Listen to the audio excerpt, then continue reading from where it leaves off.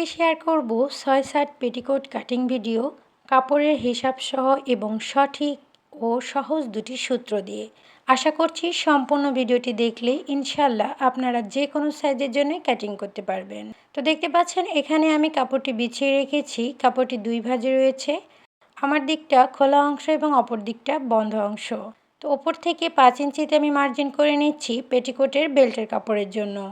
তো এখানে আমি আজকে 40 ইঞ্চি কোমর এবং 38 ইঞ্চি লম্বা মেজারমেন্টে পেটিকোটটি কাটিং করছি। তার জন্য এখানে আমি 2 হাত বহরের 2 গজ 4 গিরা পরিমাণ কাপড় নিয়েছি। তো এভাবে আমি বেল্টের কাপড়টি কেটে নিয়ে আরও একটি পার্ট অপর কাপড়টির উপরে বিছিয়ে রেখে কেটে নেব।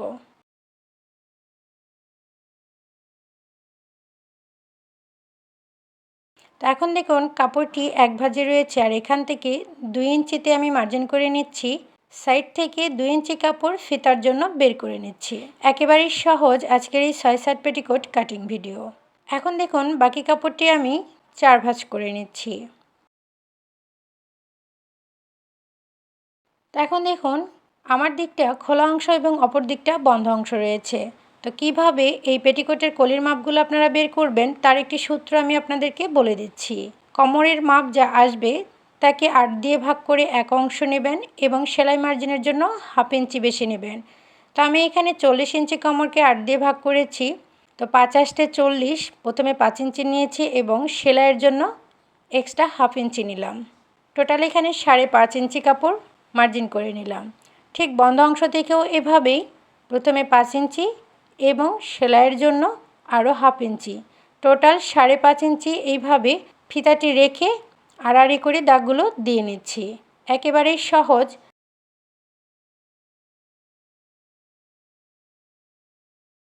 এখন এই দাগ অনুযায়ী আমি কাপড়টি কেটে নেব। তো 6-7 পেটিকোট কাটিং করতে মাত্র 2টি সূত্র হলেই কিন্তু যথেষ্ট। আপনারা লম্বার মাপটি নিয়ে নেবেন যার যত লম্বা আসবে এবং কোমরের মাপ যা আসবে তাকে 8 দিয়ে ভাগ করে এক অংশ নেবেন এবং সেলাইয়ের জন্য এক্সট্রা হাফ ইঞ্চি বেশি নেবেন। এখন দেখুন এখানে 4টি কলি ছোট এবং 2টি কলি বড় বের হয়েছে। তো কলিগুলোর জয়েন্টের অংশ আমি কেটে ছাড়িয়ে নিচ্ছি।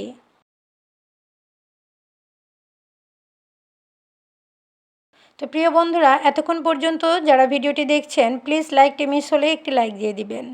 আর ভিডিওটি আপনাদের ভালো লেগে থাকলে প্লিজ বেশি বেশি শেয়ার করবেন। সেই সাথে নতুন যারা এসেছেন চ্যানেলটি সাবস্ক্রাইব করে পাশে থাকা বেল বাটনটি অন করে রাখবেন। এতে করে আমি পরবর্তী ভিডিও আপলোড করা মাত্রই আপনার ফোনের নোটিফিকেশনে চলে যাবে সবার আগে। তো দেখুন এখান থেকে আমি বড় একটি কলির পাট নিয়েছি আর মিডিলে ভাঁজ করে নিয়েছি। তো 3.5 ইঞ্চিতে মার্জিন করে সাইড করার জন্য আমি কেটে নিচ্ছি। পেটিকোট কিভাবে সেলাই করতে হয় তার ভিডিওর লিঙ্কটি আমি ডেসক্রিপশন বক্সে দিয়ে রেখেছি, আশা করছি সেখান থেকে আপনারা দেখে নেবেন। পেটিকোটের প্লাকেটের জন্য প্রথমে 2 ইঞ্চি চওড়া করে একটি কাপড় কেটে নিতে হবে এবং আরও একটি 1.5 ইঞ্চি চওড়া রেখে কেটে নিতে হবে।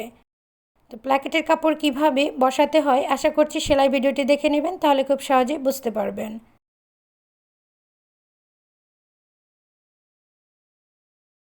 দেখা হবে অন্য কোনো ভিডিও নিয়ে। সে পর্যন্ত সবাই ভালো থাকবেন, সুস্থ থাকবেন এই দোয়া রেখে আজকের মতো বিদায় নিচ্ছি। আল্লাহ হাফিজ।